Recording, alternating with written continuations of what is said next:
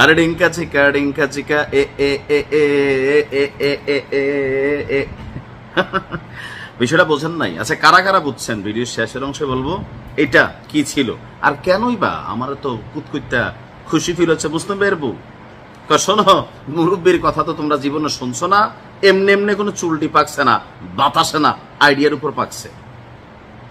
হুট করে রাষ্ট্রপতি পদে যে নতুন নামটা এন্ট্রি নিচ্ছে সেটাকে আমার আপনার সকলের প্রিয়, যারা এখনো ভালো হয়ে যান, সুৎখুর বলেন ডক্টর ইউনূসকে, হ্যাঁ রাষ্ট্রপতি হতে যাচ্ছে, মামলা হবে।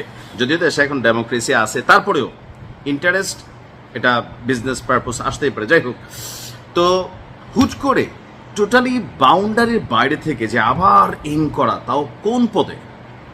মানে ভাবতে পারেন, রাষ্ট্রপতি পদে। তবে আমি যখন ওনার কথা বলছি তখনও বিষয়টা শতভাগ নিশ্চিত নয়, তবে আলোচনায় উঠে চলে এসেছেন। অপরদিকে মির্জা ফখরুল ইসলাম, ডক্টর মঈন খান এবং খন্দকার মোশাররফ হোসেন, এই তিনজনের মধ্যে আমি বলছিলাম যে মির্জা ফখরুল ইসলাম তিনি সবচেয়ে বেশি যোগ্য। যদি এখনো আমি বলি রাষ্ট্রপতি পদে কে বেশি যোগ্য, ডক্টর ইউনূস নাকি মির্জা ফখরুল ইসলাম আলমগীর, আমি মির্জা ফখরুল ইসলাম আলমগীরের, আমি মনে করি ব্যক্তিগতভাবে, এটা আমার ব্যক্তিগত একটা ফিলিংস, যে he is better than doctor Yunus. কারণ ডক্টর ইউনূস তিনি ডিফারেন্ট একটা অ্যাঙ্গেলের স্টেজে হয়তো সফলতা পেয়েছেন, কিন্তু রাষ্ট্র পরিচালনায় তিনি খুব বেশি সফলতা পাননি। তিনি তার জন্য যে পরিমাণ সুযোগ সুবিধা নিয়েছেন, রাষ্ট্রপতি হয়ে গেলে তার এত কথা বলতে পারবো না, হ্যাঁ হ্যাঁ আগেই বললেন আর কি। যাই হোক, এখন কেন হঠাৎ করে মির্জা ফখরুল ইসলাম আউট হইয়া ডক্টর মোহাম্মদ ইউনূসের নামটা আলোচনায় আসছে? একটা জিনিস খেয়াল রাখেন, আপনি হয়তো আলোচনায় নয়তো সমালোচনায়, কোনোটাই কিন্তু থাকতে হবে। আলোচনায়ও নাই, সমালোচনায়ও নাই, আপনি কিন্তু আসলে মাঠের মধ্যেই নাই। দর্শক, আগামী 24 অক্টোবরের মধ্যে নতুন রাষ্ট্রপতি নির্বাচন প্রক্রিয়া সম্পন্ন করতে হবে।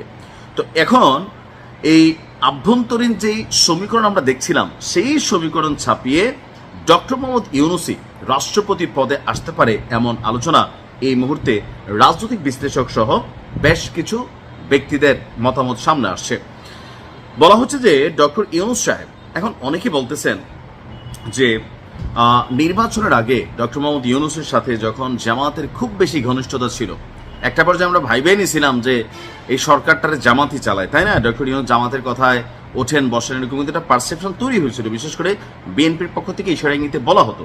কিন্তু যখন লন্ডনে গেলেন ডক্টর ইউনূস, সেইখানে একটা বৈঠক হয়েছিল, সেই বৈঠকের পরই সবকিছু আসলে আস্তে আস্তে বদলাতে থাকে। আমরা দেখছি যে ডক্টর ইউনূসের তৎকালীন প্রেক্ষাপটে বিএনপি যে কোণঠাসা অবস্থান ছিল, সেখান থেকে কিছুটা হলেও তারা স্বস্তির নিঃশ্বাস ফেলেছিল। তো এখন যখন ওনার নাম আলোচনায়, তো কেউ কেউ আবার দেখলাম কমেন্টে লিখতেছে কি, যে এটা লন্ডন বৈঠকেই সিদ্ধান্ত হয়ে গেছিল যে জনাব তারেক রহমান তিনি হবেন প্রধানমন্ত্রী আর ডক্টর মোহাম্মদ ইউনূস তিনি হবেন আপনার রাষ্ট্রপতি। কেন এরকম? এটা নিয়ে অনেক বিশ্লেষকদের মন্তব্য এরকম যে যদি তখন ডক্টর ইউনূসের সাথে এরকম সেটেলমেন্ট না হইতো, তাহলে দেশে নির্বাচনই হইতো না। ডক্টর ইউনূস ওই যে এরকম মানে 5 বছর স্যার আপনাকে চাই, একটা ঈদের নামাজ পড়ার পর এরকম হাত টাত দিয়া উনিও খুশি হয়েছিল। অনেকে বলতেছিল যে জনগণ তো আমাদেরকে চায়। এটা থেকে বিএনপি ভয় পাইছে যে আরে এত বছর পরে এমনি এমনি যে আসলো, এখন আবার এত কাহিনী, এই ডক্টর ইউনূস তো আসলে জায়গা ছাড়বে না মনে হচ্ছে।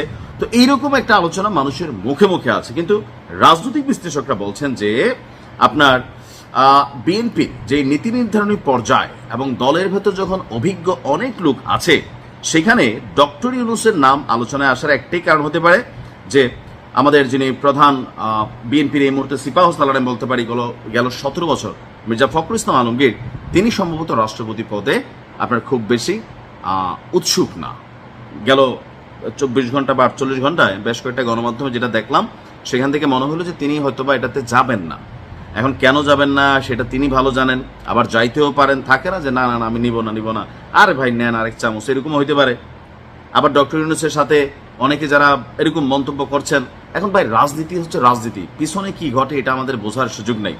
তবে এখন ডক্টর মোহাম্মদ ইউনূস তিনি রাষ্ট্রপতি হলে কি বাংলাদেশের জন্য কল্যাণকর কিছু হবে? যেহেতু এর আগেও তিনি ক্ষমতায় ছিলেন, তেমন কল্যাণকর রাষ্ট্রের জন্য না হলেও তার গ্রামীণ ব্যাংক থেকে শুরু করে তার ব্যক্তিগতভাবে অনেক কিছুতে কল্যাণ হয়েছে। আমার মনে হচ্ছে উনি আসলে রাষ্ট্রপতি হইলেও তিনি অনেক ধরনের ফেসিলিটিস নেবেন, যেটা অতীতে কখনো কোনো রাষ্ট্রপতি নেয় নাই। কারণ ডক্টর মোহাম্মদ ইউনূস প্রধান উপদেষ্টা হিসাবে ওনার কাজগুলোতে পজিটিভ নেগেটিভ আছে, কিন্তু ব্যক্তিগত যে সুবিধার একটা ভান্ডার তিনি তৈরি করছিলেন, এটা এই দেশের ইতিহাসে নজিরবিহীন। সো সেই জায়গায় তিনি যেভাবে ব্যক্তিগত আত্মকেন্দ্রিক একটা সার্কেল করে চলেন, এটা রাষ্ট্রপতি পদে কখনোই মানানসই হবে না। আর সেই ক্ষেত্রে মির্জা ফখরুল ইসলাম আলমগীর, ডক্টর মঈন খান অথবা খন্দকার মোশাররফ সাহেব, তারা ইজ মোর ক্যাপাবল এবং মোর ট্রাস্টি। আর দেখা যাক কি হয়। যদি ডক্টর ইউনূসের পক্ষ থেকে বা ওনার পেজ থেকে এখন পর্যন্ত আমরা কোনো আপডেট পাইনি, কিন্তু গণমাধ্যমগুলোতে আলোচনা শুরু হয়েছে যে এখানে খেলার পাশা উল্টে যেতে পারে। মানে কি উল্টায় না উল্টায় সময় বলে দেবে। আসসালামু আলাইকুম।